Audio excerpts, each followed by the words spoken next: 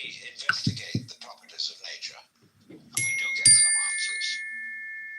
All the answers are in terms of particular structures, forms, patterns. And these can be measured, and their behavior can be predicted. But when I want to ask the question, what are the forms made of? I mean, what is it really? We can't think of any way in which we could answer the question.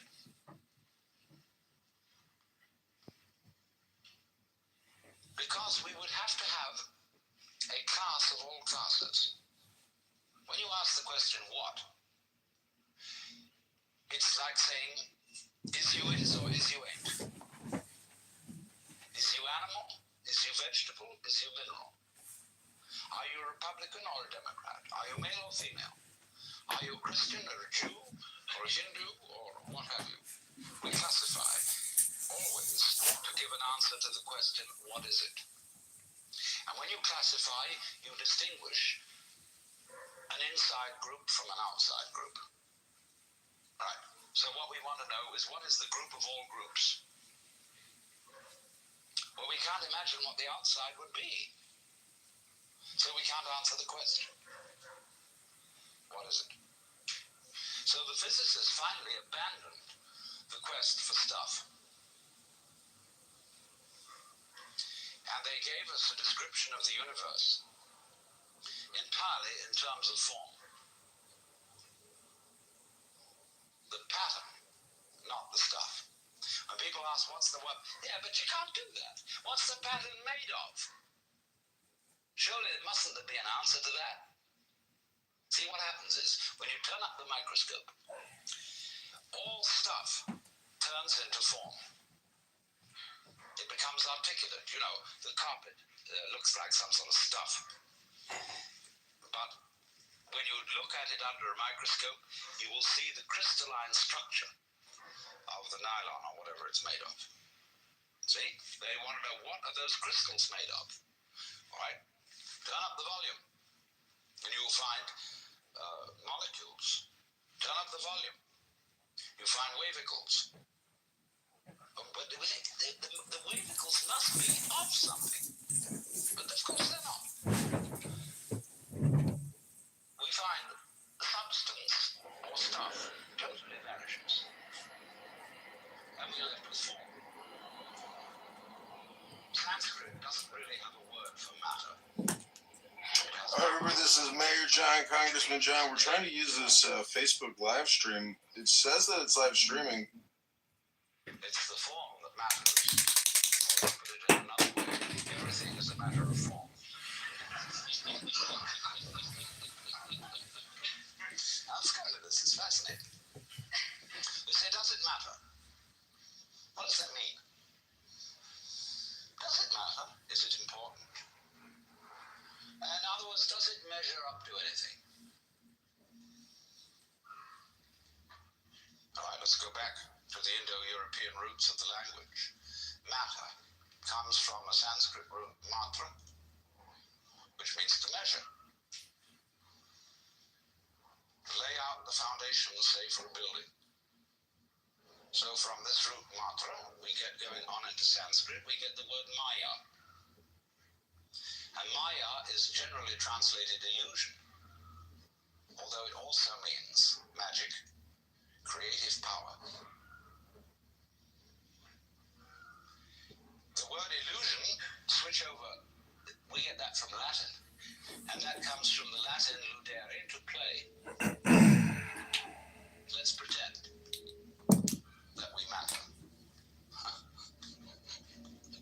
And so, also from the root matra, see, you get meter.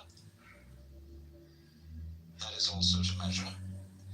You get meteor in Greek, mater in Latin, which means mama, mother. The mother of Buddha was called Maya. Mary, Ma, again, is the mother of Jesus. Ma, ma, ma, ma, ma. But Ma, you see, is a matter form.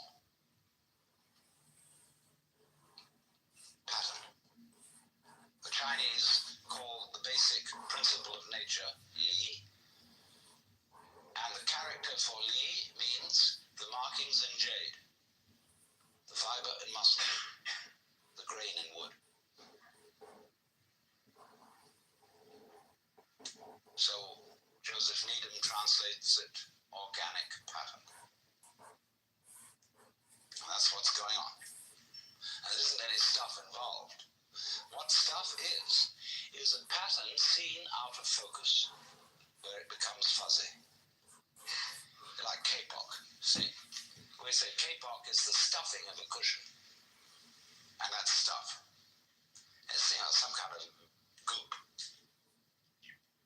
But when we examine the kapok closely, we find structure. And that's what you will find, and there never will be anything else. Crazy. Because it completely flouts our common sense. We say, but surely, philosophers beat tables that are in front of them. And, they say it is there because, bang, there must be something that is stuff, that is substantial. But the only reason why you can't pass your hand through a table is the table's moving too fast. It's like trying to put your finger through an electric fan. Only it's going much faster than an electric fan. Anything solid is going so fast that there's no way to get this through it.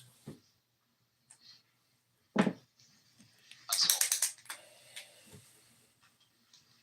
So, you say, what is it that is going so fast?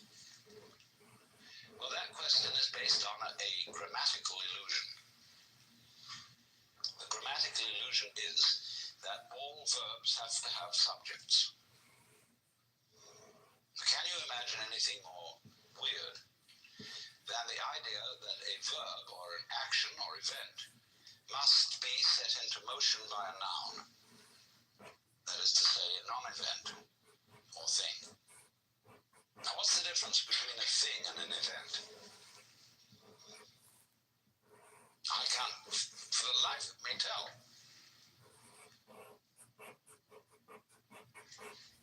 We say, this is a fist. That's a noun. What happens to it when I open my hand?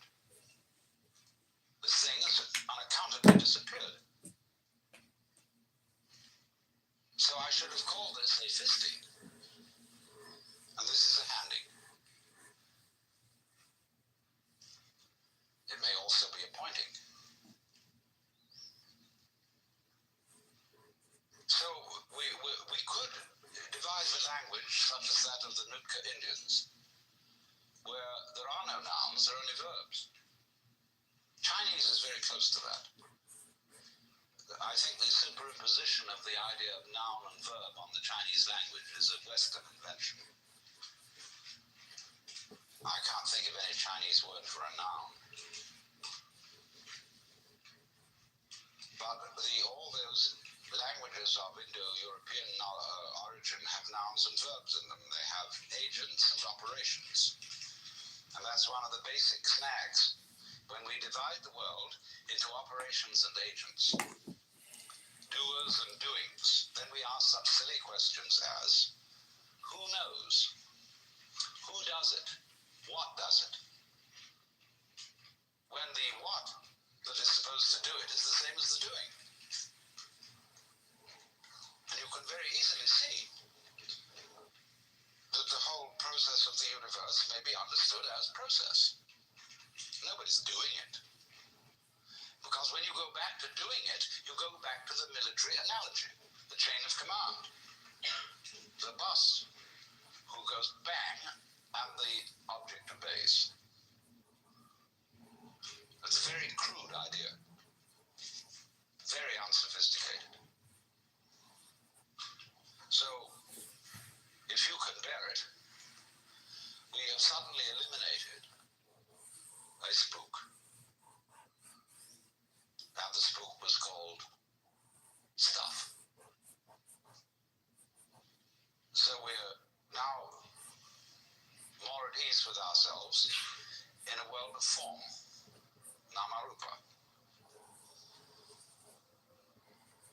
named forms. We can, of course, get rid of the names. We can go further and try the experiment of not calling the forms by any names. Just observing the forms, although when we've got rid of the names, we can't even call them forms, because that's a name. And there's the bazaars going on, which Buddhists call tasata, and that means suchness, or thusness. Actually, tasata is da-da-da, because when a baby first talks, it says da. Da, da, da, da. And fathers flatter themselves that it's saying da-da, daddy. It isn't. It's saying da. And so the Upanishads say tatvamasi. You're it. The basics da. Because da doesn't mean anything. Da is like everything else. See, the world is a musical phenomenon. Good music never refers to anything except the music itself. You don't ask Mr. Bach, Mr. Ravi Shankar, what do you mean by this music? What is it intended to express? Bad music always expresses something other than itself, like the 1812 Overture or the Sunken Cathedral. Good music never talks about anything other than the music. If you ask Bach, what is your meaning? He says, listen, that's the meaning. Nature is like a musical expression, which means exactly what it says. Giraffes are giraffing, trees are treeing, stars are starring, clouds are clouds, rain is raining. And if you don't understand, look at it again. And people are people. We notice that all these suchnesses appear and disappear. They keep changing, they come and they go. But if you get hung up on your particular form, I'll have to alter the language a little bit, because you see, your form makes a duality, whereas you are your form. You're what you're doing. Now, you think, for some strange reason, I must make that go on as long as possible. And therefore you think you have an instinct to survive. And so the only thing anybody can agree about today, so far as the discussion of ethical and moral problems are concerned, is that we ought to survive. And therefore certain forms of conduct have survival value and certain forms don't. But when you say to yourself, you must go on living, you put yourself in a double bind. Because you said to a process which is essentially spontaneous that it must happen. And the basic form of the double bind, which is imposed upon all children, is you are required to do that which will be acceptable only if you do it voluntarily.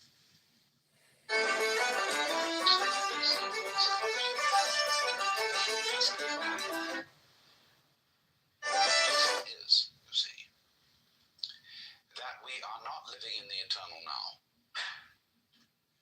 where reality is.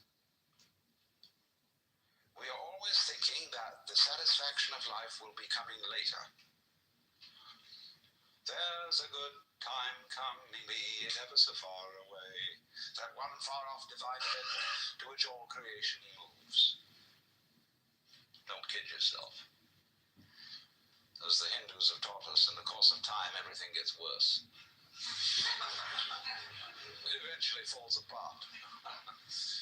comes Kali Yuga and Shiva at the end, and boom. Which is to say, only suckers put hope in it. You see, I tell you, there are three classes of people in the Western world. The aristocrats, the proletariat, and the bourgeoisie. The aristocrats live on the past because they come of noble family. And they're like potatoes because the best part of them is underground. The proletariat live in the present because they have nothing else. And the poor bourgeoisie live for the future.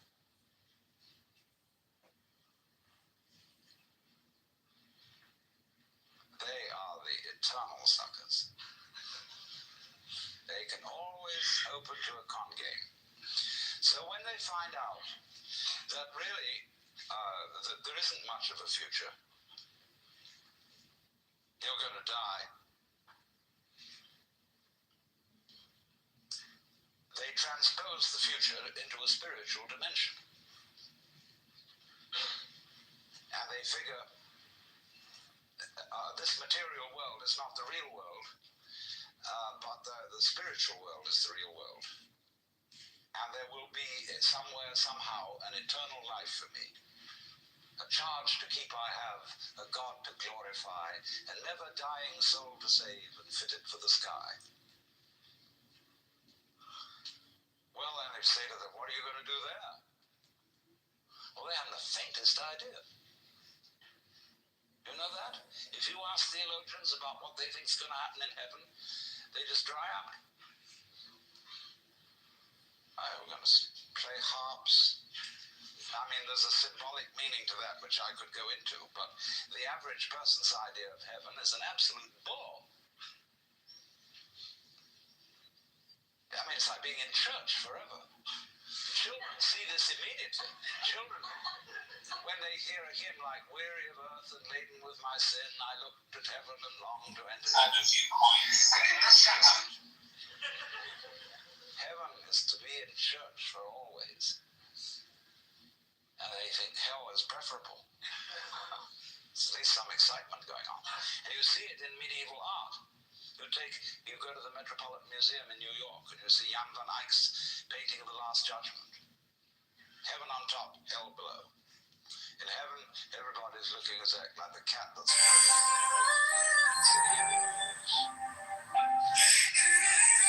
smug. God the Father is In the Lawnmower Man Nightmare, which is 2020. oh dear.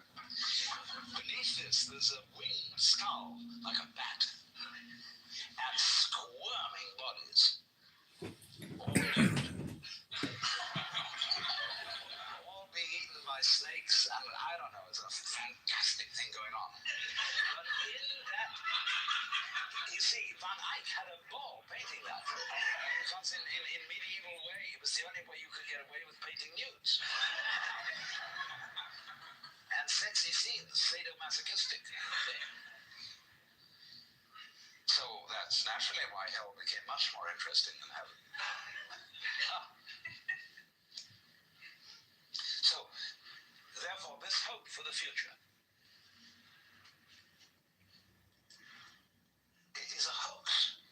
It's a perfect hoax. But maybe we will make spiritual progress. Everybody puts it off.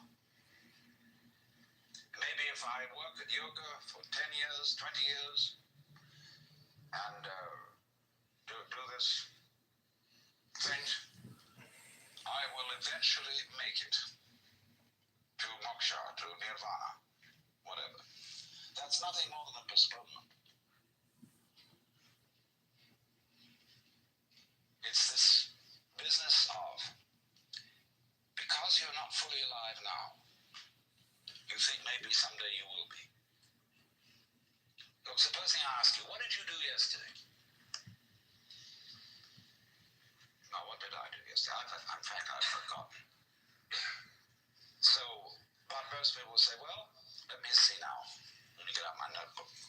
I got up at 7:30 and I brushed my teeth and I read the newspaper over a cup of coffee. And then I looked at the clock and dressed and got in the car and drove downtown and did this and that in the office and so on, and you go on and on and on, and you suddenly discover that what you've described has absolutely nothing to do with what happened. You've described a scraggly, skeletal, fleshless list of abstractions, whereas if you were actually aware of what went on, you could never describe it. Because nature is multidimensional, language is linear, language is scrawny. And therefore, if you identify the world as it is with the way the world is described, it's as if you were trying to eat dollar bills and expect a nutritious diet. Or eat numbers. A lot of people eat numbers. People play the stock market. They're doing nothing but eating numbers. And they're always unhappy. Absolutely miserable. Because they never get anything. So therefore they always hope more is coming. Because they believe that if they eat enough dollar bills, eventually something satisfactory will happen. So eating the abstractions all the time. We want more time. Confucius very wisely said, a man who understands the Tao in the morning may die with content in the evening. Because when you understand, you don't put your hope in time. Time won't solve a thing. So when we enter into the practice of meditation, of yoga, we are doing something radically unlike other human activities. Of course, the way yoga is sold in the United States, like everything else, is that it's supposed to be good for you. It isn't. It has nothing to do with anything that's good for you. It's the one activity which you do for its own sake, and not because it's good for you, not because it will lead anywhere, because you cannot go to the place where you are now, obviously. Yoga is to be completely here and now. That's why the word yoga means join. Get with it. Be completely here and now. This is the real meaning of concentration, to be in your center. And the Christian word for sinning in Greek is amatanin, which means to miss the point.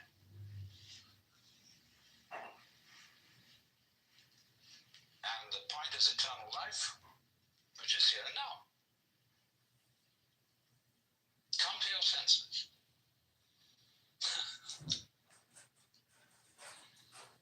So yoga is defined in Sanskrit, in the Yoga Sutra, Yogas Chitta Vritti Nirodha.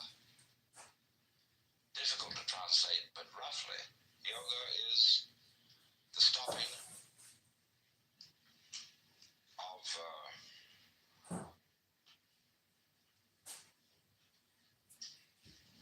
vritti is turning, see, like a wheel, and chitta is consciousness.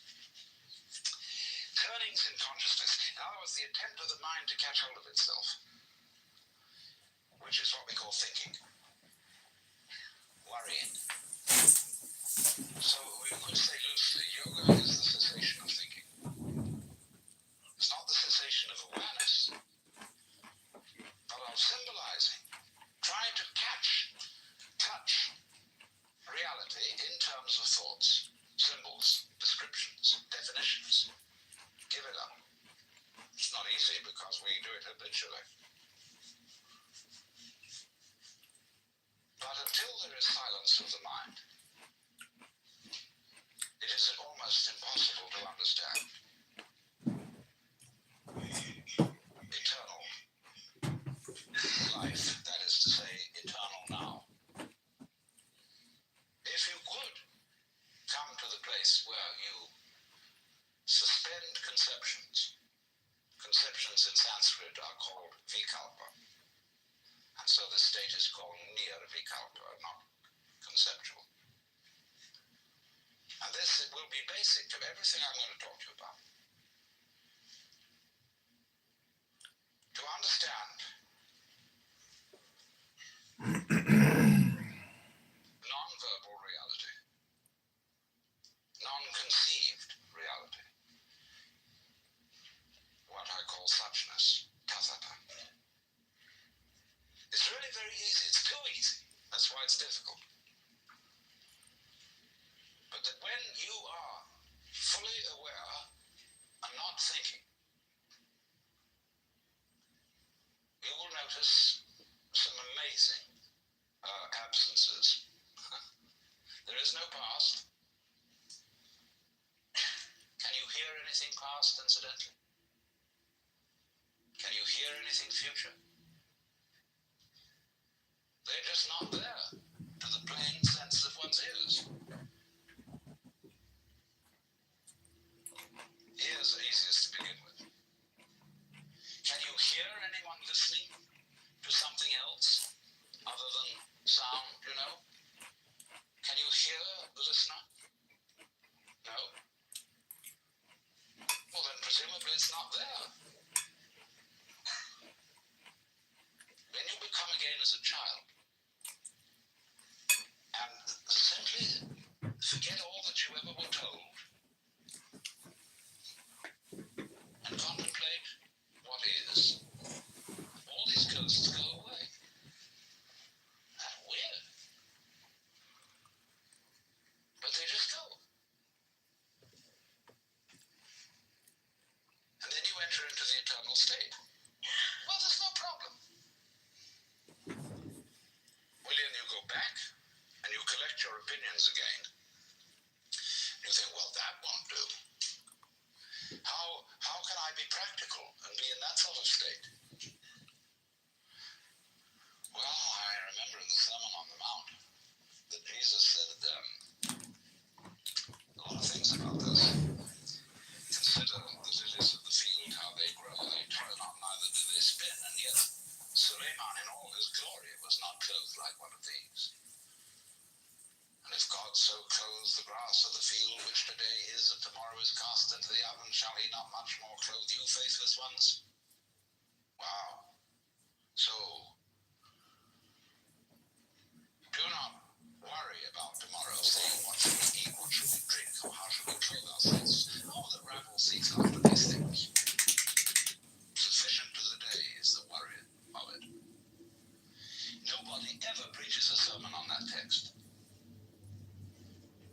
Never. I've heard lots of sermons, and never one on that one, because people say, look, that's all very well, because Jesus was the boss's son. And he knew, you see, that he was really in charge of the universe. And he's nothing to worry about.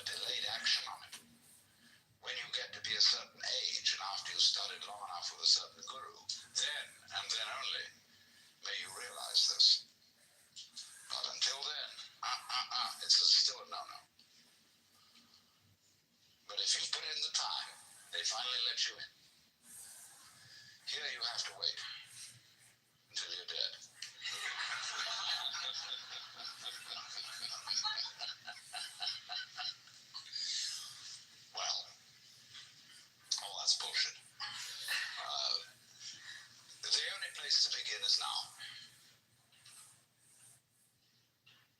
Because here's where we are.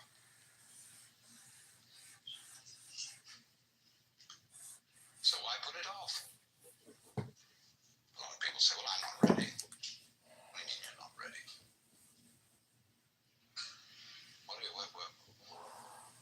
have to be ready? Well, I'm not good enough. Because I'm neurotic. I'm perhaps not old enough, not mature enough for such knowledge. I still am frightened of pain. And of course I'd have to overcome that. I'm still dependent on material things. I have to, eat a lot, and drink a lot, and sex around, and all that kind of thing. And I think that I'd better get all that under control first. Oh? Huh. You mean you've got a case of spiritual pride? You want to be able to congratulate yourself for having gone through the discipline, which is rewarded with realization.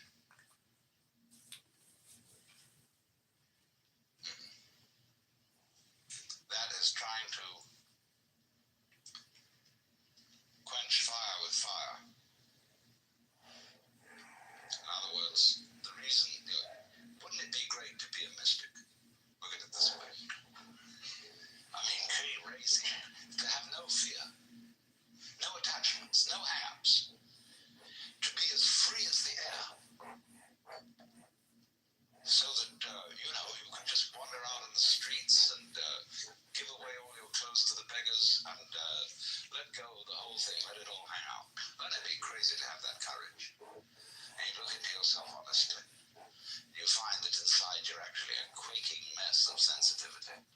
So that this desire to be the great mystic is nothing more than a symptom of your quaking mess.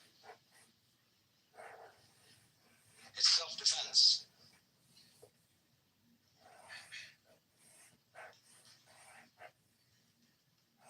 So you think, wow, we'll do that yoga bit and we get real tough. But that only means you're going to be increasingly insensitive.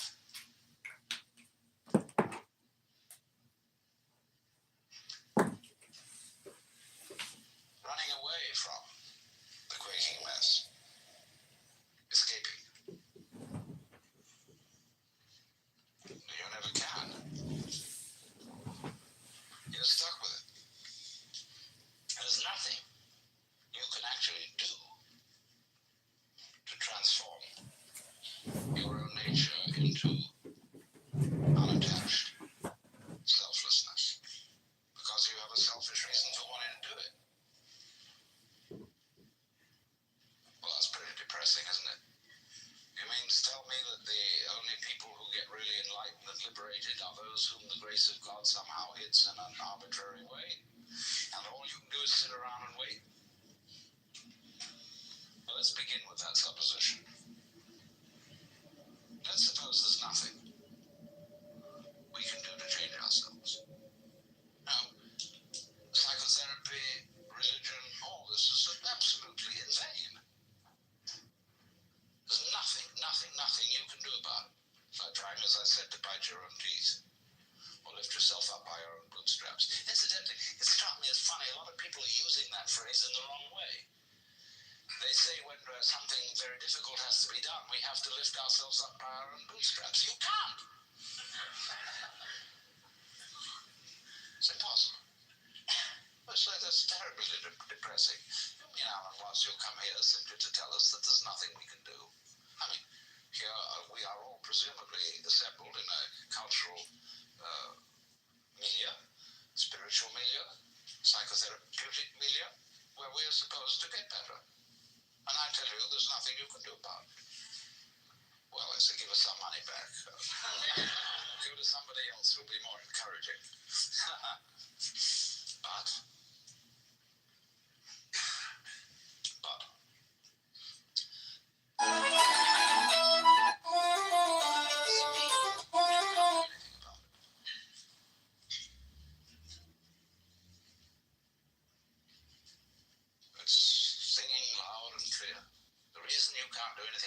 is that you don't exist.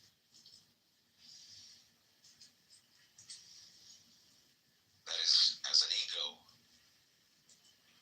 as a soul, a separate will, just isn't there. But when you understand that, you're liberated. They say in Zen, you cannot take hold of it, nor can you get rid of it. In not being able to get it, you get it. When you are silent, it speaks. When you speak, it is silent. Now, don't misunderstand me. This is not any kind of fatalism. When I say you as you conceive yourself to be, that is your ego, your image of yourself, isn't there. It doesn't exist. It's an absolute.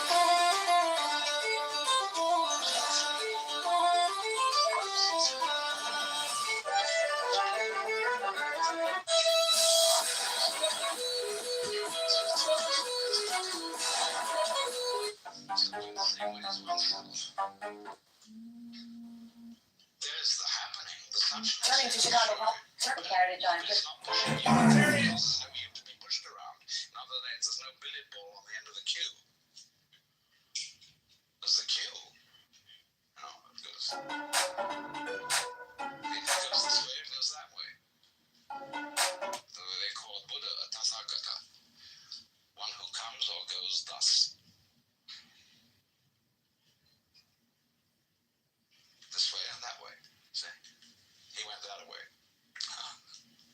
So, this illusion of the persecuted ego who is pushed around by fate, it's altogether disappeared.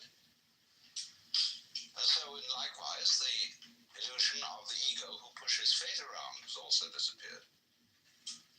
There's a happening. So, in this, you see what has happened.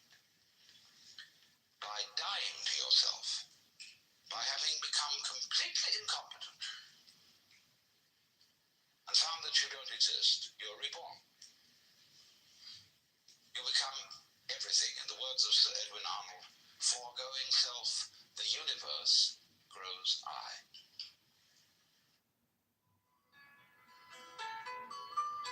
Audio wisdom titles have been selected from hundreds of hours of original live recordings to bring you the ideas and insights of some of the most important thinkers of our time. Please join us again as we present notable authors and speakers in historic lectures and intimate conversations as they share their thoughts with you in their own words. For a complete catalog of offerings, please call 1-800-969-2887 or write to Audio Wisdom, Post Office Box 2309, San Anselmo, California, 94979.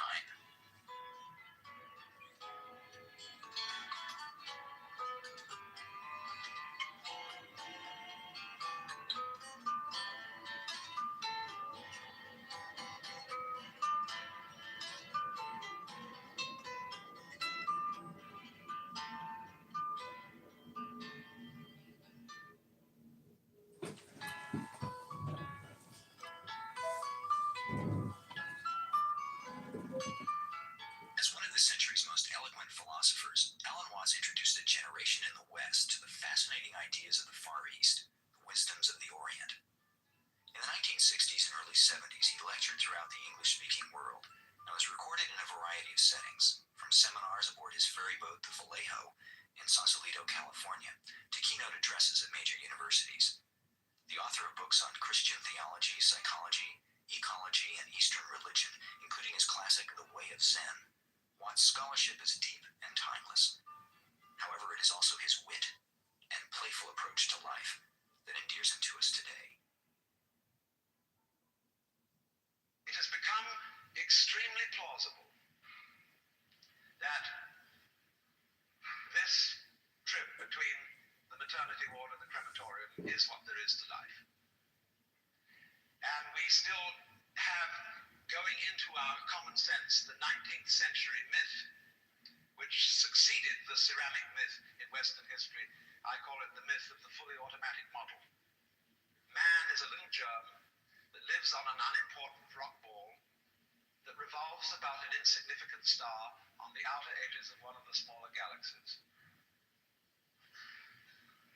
But on the other hand, if you think about that for a few minutes, I am absolutely amazed to discover myself on this rock ball, rotating around a spherical sphere. It's a very odd situation.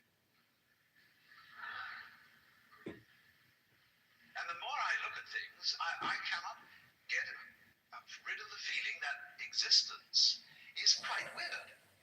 I know that. See, a philosopher is a sort of intellectual yokel who gawks at things that sensible people take for granted. And sensible people, existence is nothing at all. I mean, it's just basically, just go on and do something. See, this is the current movement in philosophy. Logical analysis says you mustn't think about existence. It's a meaningless concept. Therefore, philosophy has become the discussion of trivia. No good philosopher lies awake nights worrying about the destiny of man and the nature of God and all that sort of thing, because a philosopher today is a practical fellow who comes to the university with a briefcase at 9 and leaves at 5. He does philosophy during the day, which is discussing whether certain sentences have meaning and if so what. And then he would, as William Earl said in a very funny essay, he would come to work in a white coat if he thought he could get away with it. Problem is, he's lost his sense of wonder. Wonder is like, in modern philosophy, something you mustn't have. It's like enthusiasm in 18th century England. It's a very bad form. But you see, I don't know what question to ask when I wonder about the universe. It isn't a question that I'm wondering about, it's a feeling that I have. Because I cannot formulate the question that is my wonder. The moment my mouth opens to utter it, I suddenly find I'm talking nonsense. But that should not prevent wonder from being the foundation of philosophy. So, there is obviously a place in life for a religious attitude in the sense of awe, astonishment at existence. And that is also a basis of respect for existence. We don't have very much of it in this culture, even though we call it materialistic. In the culture that we call materialistic today, we are, of course, bent on the total destruction of material and its conversion into junk and poisonous gas as quickly as possible. This is not a materialistic culture because it has no respect for material. And respect is in turn based on wonder, on feeling the marvel of just an ordinary pebble in your fingers.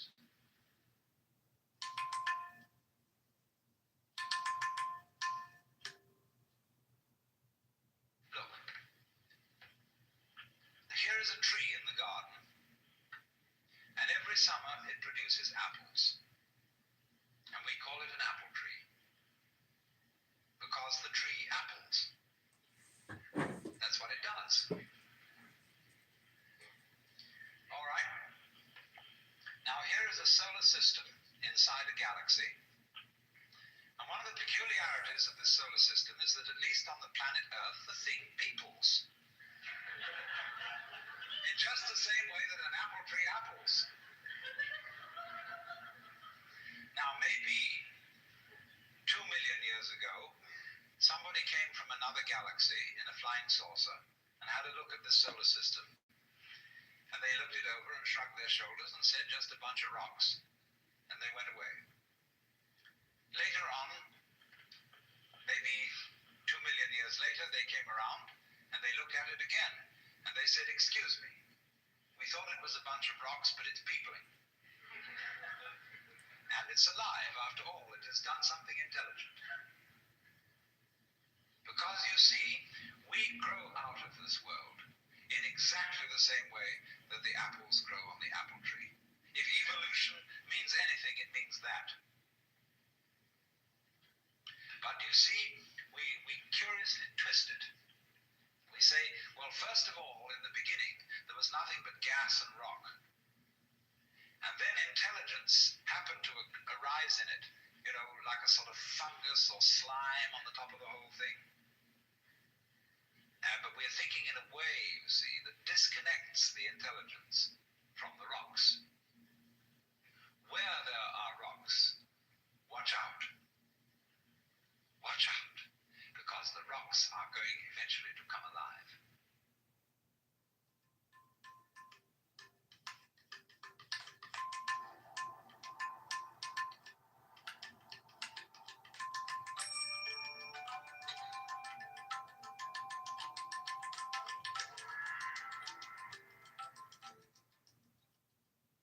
Theology has not, as a matter of fact, had a very distinguished record in promoting the study of other than the Christian religion. Because you see, if you know in the first place that you have the true religion, there really is no point in studying any other one. And you can very quickly find reasons for showing them to be inferior, because that was a foregone conclusion. They had to be. Because if, for example, you get into discussions as to whether Buddha was a more profound and spiritual character than Jesus Christ, you arrive at your decision on the basis of a scale of values, which is, of course, Christian. And in this sense, the judge and the advocate are the same. Now, as you know, I'm not being very fair and very kind to modern theology, but there is this strange persistence of insisting that our group is the best group. And I feel that there is in this something peculiarly irreligious, and furthermore, it exhibits a very strange lack of faith. Because I believe that there is a strong distinction between faith on the one hand and belief on the other. That belief is, as a matter of fact, quite contrary to faith. Because belief is really wishing. It's from the Anglo-Saxon root leaf, to wish.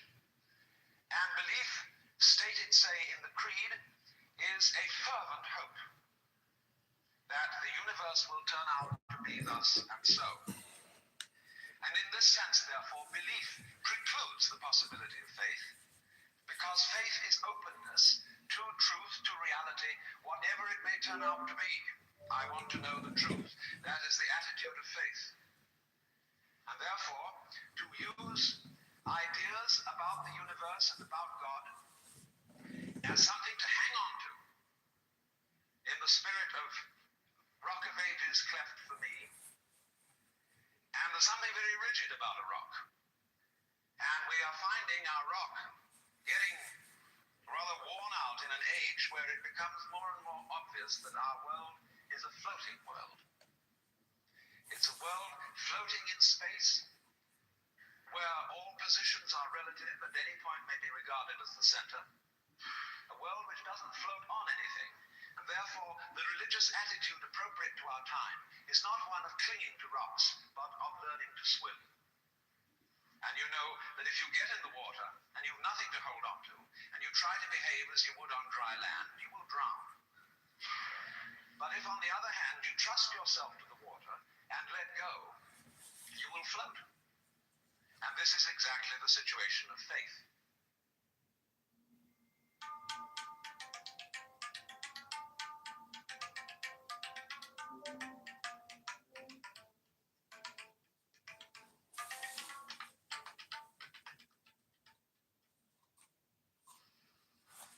The Christian proverb is that man's extremity is God's opportunity.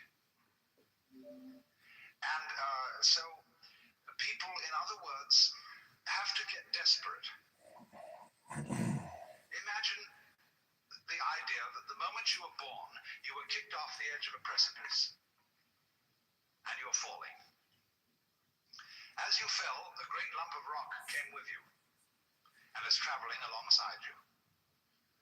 And you're clinging to it for dear life, and thinking, gee, I've got to hold on to this, see? Well, it doesn't do a thing for you. And it's only making you anxious. And it's only when you understand that it doesn't do a thing for you that you let go and relax. So everybody's in this situation. We're all completely insecure.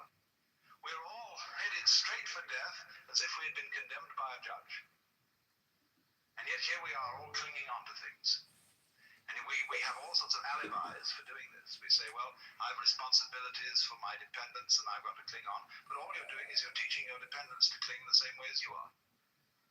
And making them miserable by learning to go on surviving compulsively.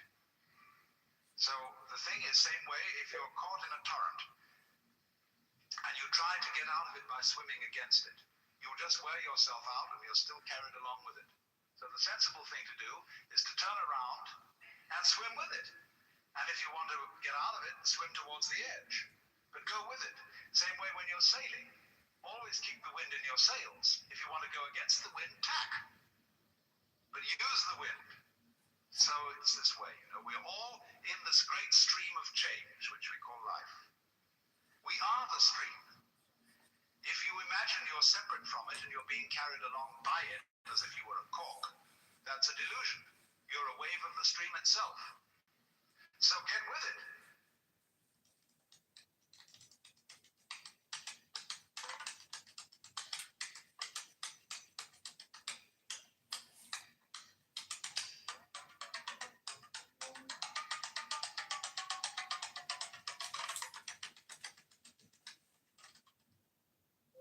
I had a friend who was studying Zen in Japan, and he got pretty desperate to produce the answer of who he really is. And on his way to an interview with the master to give an answer to the problem, he noticed a very common sight in Japan, a big bullfrog sitting around in the garden. And he swooped this bullfrog up in his hand and dropped it in the sleeve of his kimono. And then he went into the master, and to give the answer of who he was, he suddenly produced the bullfrog. And the master said, too intellectual. In other words, this answer is too contrived. It's too much like Zen. You've been reading too many books. It's not the genuine thing. And so the method of teaching used by these great Eastern teachers is to make fools persist in their folly, but very rigorously and very consistently and very hard.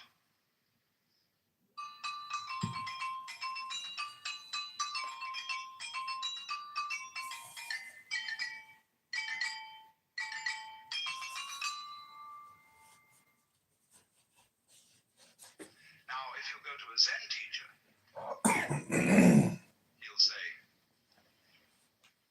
well, I have nothing to teach. There is no problem. Everything's perfectly clear. You think that one over.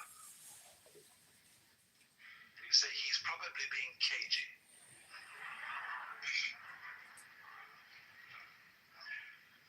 But the teacher says, quite honestly, I haven't anything to tell you. I don't teach anything. I have no doctrine. As I said to you in the beginning of this talk, I have nothing whatsoever to sell you. So the student thinks,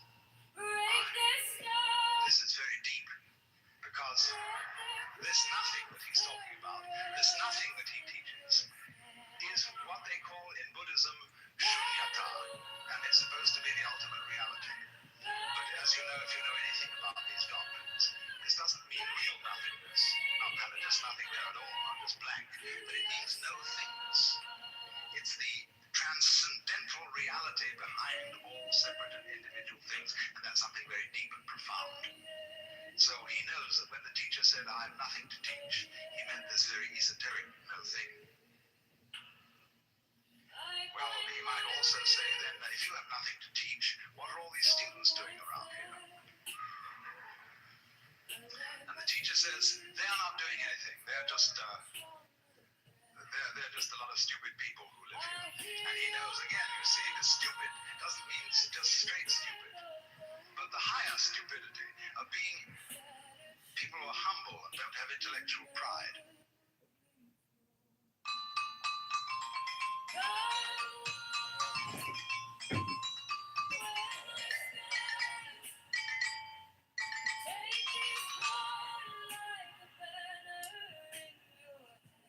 So you perform a discipline by experiment.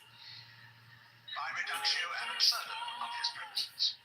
And so in the same way, the Guru, whether Hindu or Buddhist, performs a reductio ad absurdum on the premise of the skin-encapsulated ego.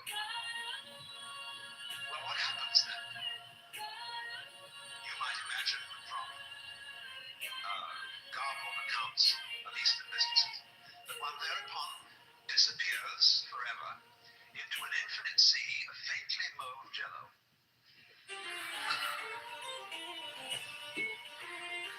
And become so lost to the world and entranced that you forget your name, address, telephone number, and function in life. And nothing of the kind happens. A stage of mystical illumination, although it may, in its sudden onset, be accompanied by a sensation, tremendous luminescence. It's time for Fresh Tracks. I'm John Kitover, Libertarian candidate for mayor. It's just like everyday life. Here are the things that you formerly thought were separate individuals. And here is the you formerly thought was really It's time for Fresh Tracks. I'm John Kitover, Libertarian candidate for mayor. On February 23rd, 2027. He said it's Join just me like and every vote for day, real change. except about 2 hours on. It's time for Fresh Tracks. I'm John Kitover. Because what is altered is not the way your senses perceive. What is altered is what you think about. Your definitions of what you see. Your evaluation of it. So when you don't cling to it, when you have no longer a hostile attitude to the world because you know the world is you, it is. I mean, let's take it from the point of view of biology. If I describe the behavior of a living organism, I cannot possibly describe that behavior without simultaneously describing the behavior of the environment. So that I discover that I don't describe organisms in environments. I describe a unified field of behavior called an organism environment. It's an awkward word. But there it is. The environment doesn't push the organism around. The organism doesn't push the environment around. They are two aspects or poles of the same process. Shadows whisper truths as the baseline drums. Now will this fire untamed? No path is written, no soul is blessed. See, in the history of philosophy and poetry and art, we always find the interchange of personality types.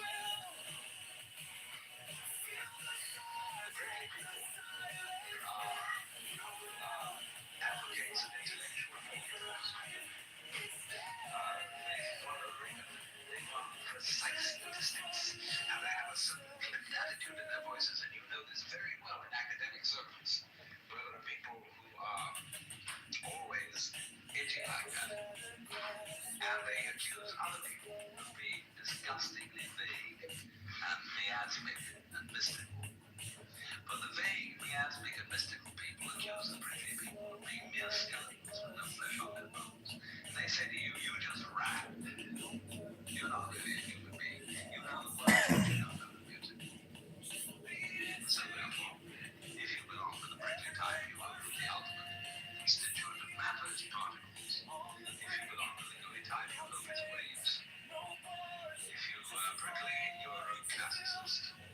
And if you're gooey, you're a romanticist. And going back into medieval philosophy, if you're prickly, you're a nominalist. If you're gooey, you're a realist. And so it goes. But we know very well that this natural universe is neither prickles nor gooey exclusive. Because he doesn't stop talking about the theory. My feeling is that he can't download information because he's busy uploading magnification on something so that the focus is clear. You've got a prickly point of view. You've got structure, shape, clearly outlined, sharply defined. You look out of focus and go, and you look. But we're always playing with the truth. The exciting question is the world basically stuff like matter, or is it basically structure? What we find out, of course, today in science, we don't consider the idea. Just have there being some sort of stuff. Not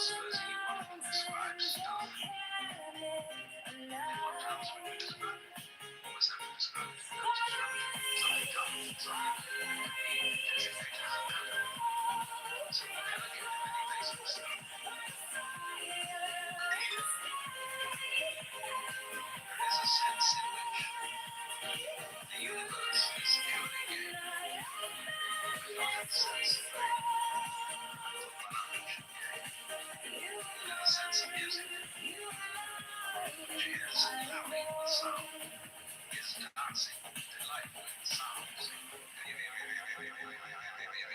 And nobody was ever able to give a better account of what it's all about in the stated tradition of Christian account for what the angels do in heaven. Why they sit around the throne of God and sing hallelujah, hallelujah, hallelujah. There's not just hallelujah in some formal way.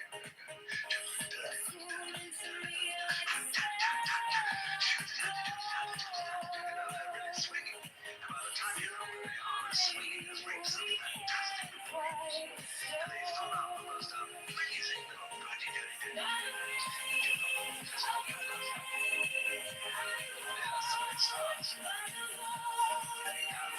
it's getting great.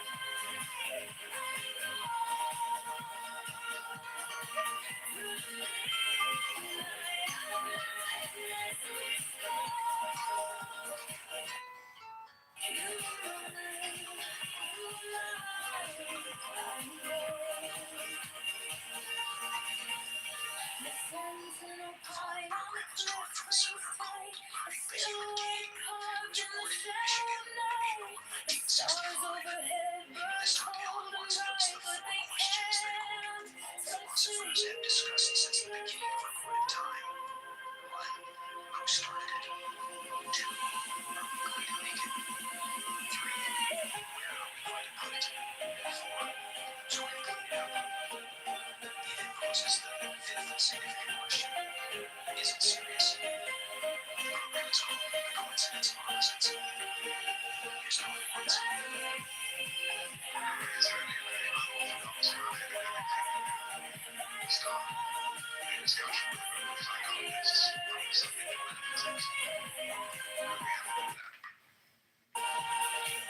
Because a lot of people say that their approach to life is scientific as distinct from metaphysical. And that metaphysics is bosh, anyway. But everybody, by virtue of being a human being, that sucks, is willing to lead a Snowball. metaphysician. That is to say, everybody starts from certain fundamental assumptions as to what is the good life, what he wants, what are his, shall we say, axioms for living. And I find that psychologists tend to be blind to these fundamental assumptions. Maybe it's truer of psychiatrists than it is of psychologists, but they tend to feel that they are scientists. They're rather bending over backwards to have a scientific status, because that, of course, is fashionable in our age. But you know, it's so amusing that when, say, let's take psychoanalysis, for example, as pointed out to many philosophers, that their philosophical ideas are capable of being shown to have a psychoanalytic reference. For example, John Wisdom wrote a book about the philosophy of Berkeley, in which he attributed a great deal of his point of view to his experiences in toilet training as a child. The philosopher is very grateful to the psychoanalyst for revealing to him his unconscious and its emotional contents. But the psychoanalyst must in turn await the revelation from the philosopher as to his philosophical unconscious and the unexamined assumptions which lie in it. So, if I may start by insulting your intelligence with what is called the most elementary lesson, the thing that we should have learned before we learned 1, 2, 3 and ABC, but somehow was overlooked. Now, this lesson is quite simply this, that any experience that we have through our senses, whether of sound or of light or of touch, is a vibration. vibration has two aspects, one called on and the other called off. Vibration seems to be propagated in waves, and every wave system has crests and it has troughs. And so life is a system of now you see it, now you don't. And these two aspects always go together. For example, sound is not pure sound. It is a rapid alternation of sound and silence. And that's simply the way things are. Only you must remember that the crest and the trough of a wave are inseparable. Nobody ever saw crests without troughs or troughs without crests, just as you don't encounter in life people with fronts but no backs. Just as you don't encounter a coin that has heads but no tails. And although the heads and the tails, the fronts and the backs, the positives and the negatives are different, they're at the same time one. And one has to get used fundamentally to the notion that different things can be inseparable. That what is explicitly two can at the same time be implicitly one. If you forget that, very funny things happen. If therefore we forget, you see, that black and white are inseparable, and that existence is constituted equivalently by being and non-being, then we get scared.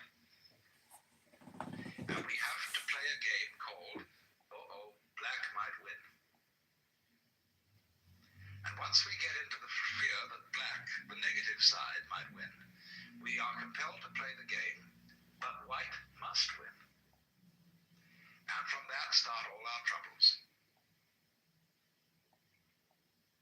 Because you see, the human awareness is a very odd mechanism. I don't think mechanism is quite the right word, but it'll do for the moment.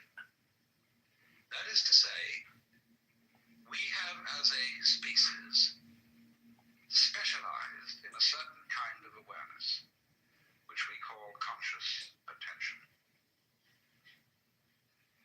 And by this we have the faculty of examining the details of life very closely. We can restrict our gaze, and it corresponds somewhat to the peripheral field, the central field of vision in the eyes.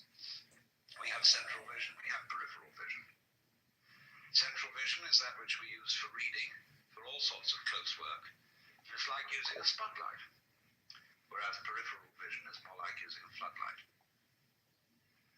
Now, civilization and civilized human beings for maybe 5,000 years, maybe much longer, have learned to specialize in concentrated attention. Even if a person's attention span is short, he is, as it were, wavering his spotlight over many fields. Parliamentarian John Kitover. The price Lisa Richardson dead. which we pay for specialization in conscious attention. Parliamentarian John Kitover. Says he's bringing a fresh voice. Its field. I would rather say ignorance than ignorance. Is President Trump your boss? Because Designated if you me. concentrate on a figure, you tend to ignore the background. You tend, therefore, to see the world in a disintegrated aspect. You take separate things and events seriously, imagining that these really do exist, when actually they have the same kind of existence as an individual's interpretation of a Rorschach plot. They're what you make out of it. In fact, our physical world is a system of inseparable differences. Everything exists with everything else. But we contrive not to notice that, because what we notice and we notice it in terms of locations, numbers, words, images. What is notable, noteworthy, notated, noticed, is what appears to us to be significant, and the rest is ignored as insignificant. And as a result, Select from the terminal input. Use the buzz sensors. Only a very slow correction. I'm a pretty big YouTuber. And this causes us This guy can copy any dance move with a small tip, but you won't believe how he dances. separate, If you're a small content, isolated by the boundary of the epidermis of the rest of the world. You see, this is also the mechanism involved in not noticing that black and white go together. Not noticing that every inside has an outside. And the inside, I've decided to what's join inside Mark goes on inside Zuckerberg your skin. in It's the inseparable from what Lawnmower goes on Man outside your skin. Nightmare, which is 2026. But that's okay, ladies and gentlemen. We're going to turn that frown upside down. This isn't the complaint station or the For complaint example, in department. science and ecology, one learns that a human being is not an organism in an environment, but is an organism-environment. That is to say, As you know, America's warriors are in the fight every single day. if you Restoring describe warrior capitalist ethos, behavior rebuilding in any lethality, and organism, reestablishing deterrence under you predators. cannot do so We've without ripped at out the the same woke time distractions, describing slashed the red behavior tape, in the environment. and put every asset back into And by that you know that you've got a new But one area area of still study. needs a hard reset, You are describing and the that's how we behavior do of a legal unified support field. in this department. For You too must long, be over very 20 careful years, indeed not legal to fall shops into a across the services have grown bloated, assumptions duplicative, about with the muddy physical minds of nature authority of and the pulled universe. critical judge advocates The away from organism what is matters not the most, puppet of the advising environment, commanders in the fight, on operations, in deployed environments, where being pushed seconds around and by, minutes count. nor on the other hand, In a great power competition or with any threat that we face, the puppet of the commanders organism need agile, independent, being pushed get-on around legal by the advice that organism. enables decisive action, not endless process or turf The war. relationship They need between jobs them focused on is, war to fighting, use John Dewey's military word, justice, transactional. operational law, law of armed conflict. I've decided to join Transaction Mark being a Zuckerberg situation like buying in the and selling. Lawnmower Man Nightmare, which is 2026. But that's okay, ladies and gentlemen. We're going to turn that frown upside down. This isn't the complaint station or the complaint So department. that We're fundamental going to open relationship up these between Metaclass ourselves 3 and the world, S's because I'm so excited to rejoin which is in an the old-fashioned way Lawnmower by Man people world. such Look as at it. He just tore the seal off, ladies and gentlemen. his philosophy. Tore it off. Let's open this bad boy up and see what life is like in the elite homeless. if you're a small content creator, use this sound to gain at least 100 new subscribers. Don't believe me? Try it He yourself. doesn't see that in a more modern way of talking about it, we're simply describing a unified U.S. field of personnel in behavior, the region. Even so, and which is nothing more than what it is. members of the House of Representatives, Robin Kelly. Robin Kelly worked with President Obama to tackle gun violence and stood Outback. out to protect Obamacare. Euphemistic is one who is sensibly or even sensuously aware of his inseparability as an individual from the total existing universe. He is simply a person who has become Right up, folks. One sip of Kitover's miracle elixir and you'll feel 20 years younger. Does it actually work? Man, worked on my Uncle Louie. He turned 60 and started getting carded in roller rinks. That explain the smell? experience. I talk about ecological awareness. Frankly. And so the next aspect of our metaphysical introduction must be about games. For committing fraud on a massive scale and using game theory to cover up. This court sentence is used for 30 years in state prison. From the beginning, And just be recorded time. Absolutely not. You'll hear your full sentence here. It will be First is who started it. The second is are we going to make it? The third is where are we going to put it? And the fourth is who's going to clean up. When you think these over, it poses a fifth question. Is it serious? And that's the one I want to discuss. Is existence serious? Like you say, doctor, out of the electron, X-ray picture, is it serious? Means am I in danger of not continuing to survive? The question is, ought I to continue to survive? And that must satisfy.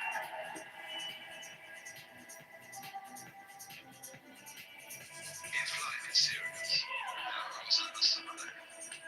If it is not serious, it really doesn't matter whether I do or I don't.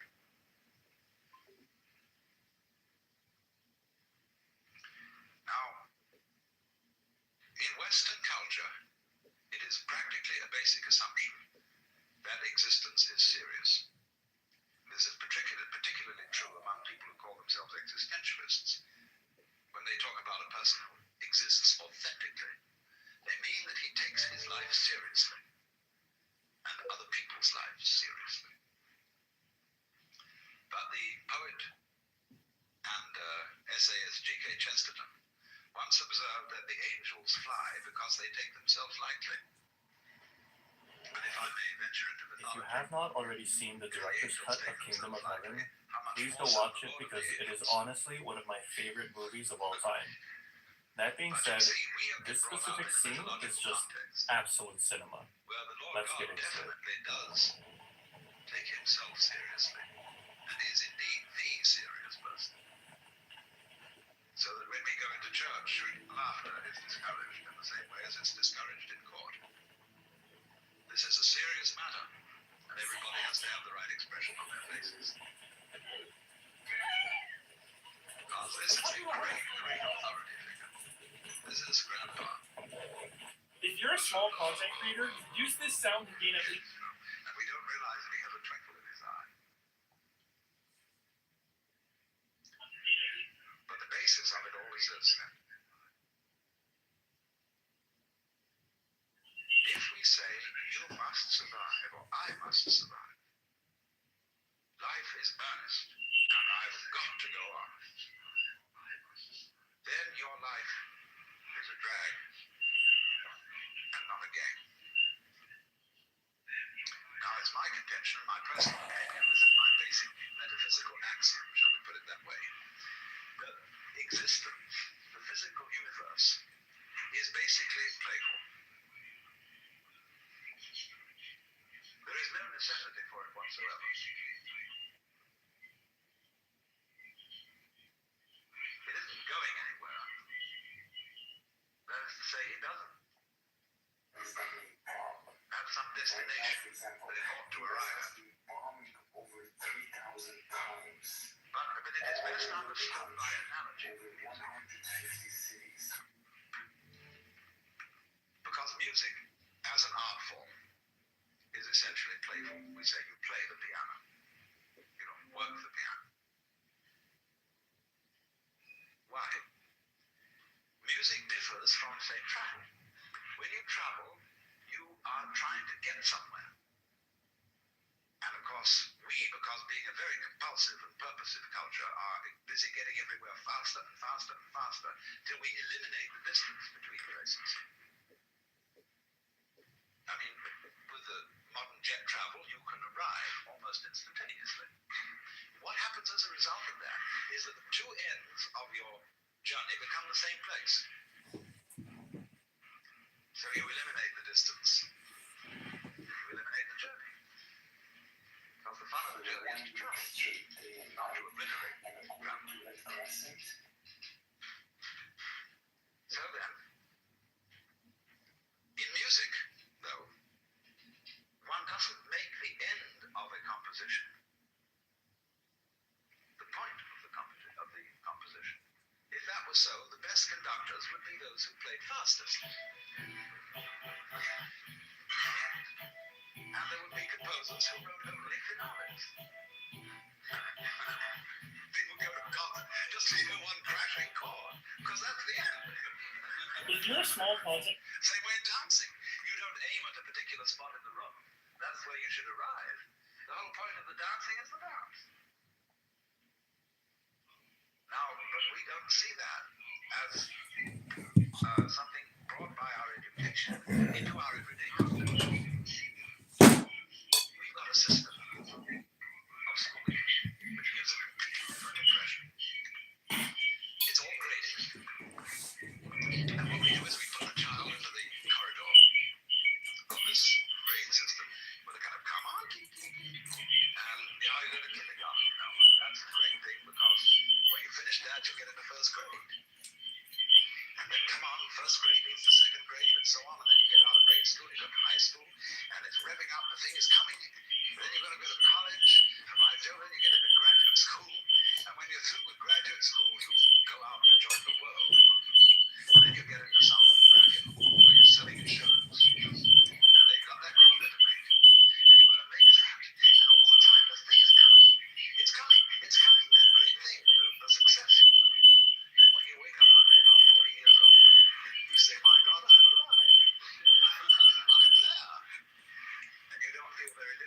you always felt. And with a slight letdown because you think it's a hoax. And there was a hoax. A dreadful hoax. They made you miss everything. My expectation of the people who live to retire and put those savings away. And then when they're 65, they don't have any energy left, they're more or less impotent. And they go and rot in an old people's senior citizens community. Because we simply cheated ourselves the whole way down the line. We thought of life by analogy with a journey, with a pilgrimage, which had a serious purpose at the end, and the thing was to get to that end, success or whatever it is, or maybe heaven after you're dead. But we missed the point the whole way along. It was a musical thing, and you were supposed to sing or to dance while the music was being played. But you had to do that thing. You didn't let it happen. And so, in this way, the human being sometimes becomes an organism for self-frustration. Let's take Korzybski called man a time binder. That means that he's the animal peculiarly aware of the time sequence. And as a result of this, is able to do some very remarkable things. He can predict. He studies what's happened in the past, and he says the chances are so-and-so of that happening again, and so he predicts. Of course, it's very useful to be able to predict, because that has survival value. But at the same time, it creates anxiety. You pay for this increased survival ability involved in prediction by knowing that in the end you won't succeed. You're all going to fall apart by one way or another. It might happen tomorrow, might happen 50 years from now, but it all comes apart in the end. And people get worried about that, they get anxious. So what they gained on the roundabout, they lost on the swings.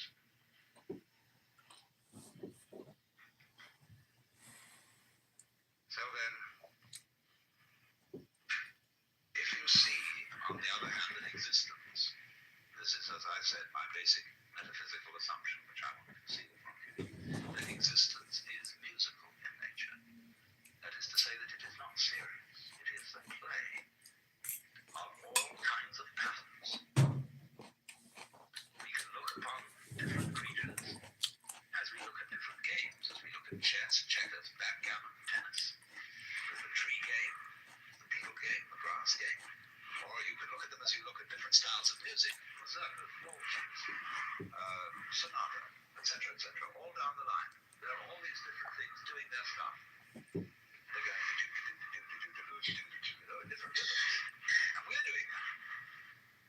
If you were in a flying saucer from Mars or somewhere and you came and looked, try and make out what was living on this world, from about 10,000 feet at night or early morning, you would see these great ganglia with tentacles going out all over the place. And early in the morning, you see little blobs of luminous particles going into the middle of them. See? And then in the late afternoon or early evening, it would spit them all out again. And they say, well, this thing breathes. And it does it in a special rhythm. It goes in and out, in and out, in and out once every 24 hours. But then it rests a day, it doesn't spit so much, it spits in a different way. That's a kind of irregularity, and then it starts spitting all over again the same way. Well, I say that's very interesting, that's this kind of thing we have. See, this is something that goes this way.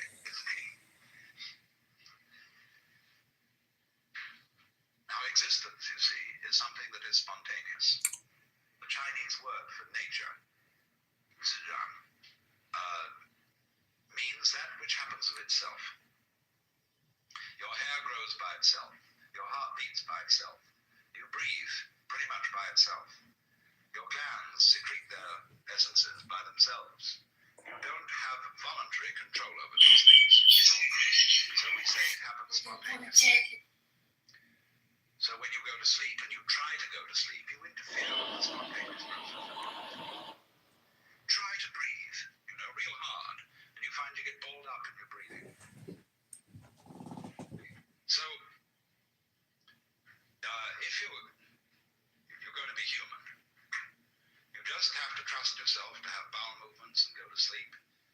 digest your food.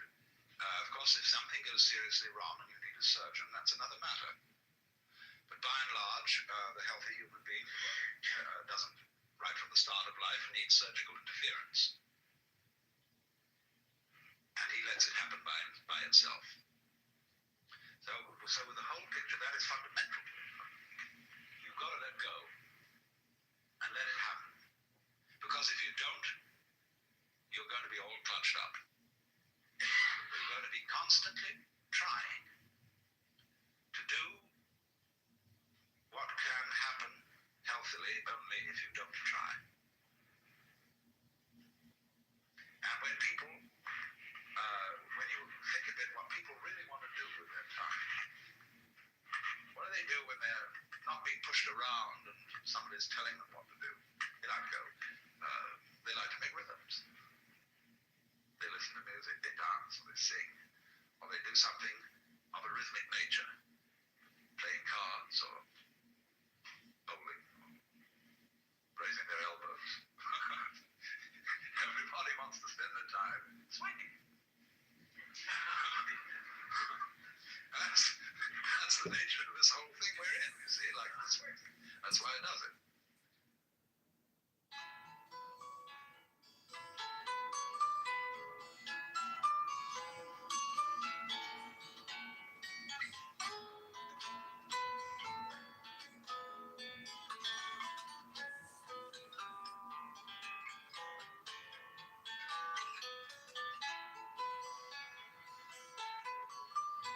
Audio Wisdom titles have been selected from hundreds of hours of original live recordings to bring you the ideas and insights of some of the most important thinkers of our time. Please join us again as we present notable authors and speakers in historic lectures and intimate conversations as they share their thoughts with you in their own words. For a complete catalog of offerings, please call 1-800-969-2887 or write to Audio Wisdom, Post Office Box 2309, San Anselmo, California, 94979.